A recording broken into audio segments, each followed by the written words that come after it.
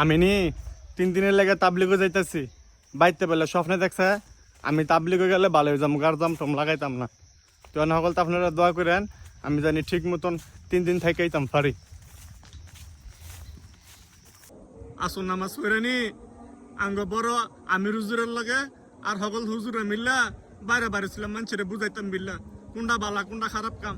তো নেহানো গিয়া নি একটা গাছের মধ্যে ফাঁক নাম দেখে আমার আর মুন্ডা মানছে না। আমি গিয়া দিছি হে গিয়া ফার সেক সেরির উঠে মানে হে সেরিয়ে বেলে হে দেশের ডাহাইতের সর্দারের জি মানে হে ডাহাইতের সর্দাররা পুরা মসজিদ গাড়া করে লাইছে। কয় বেলা আমারে তুললে না দিলে বেলে একটা হুজুরও ছাড়তো না।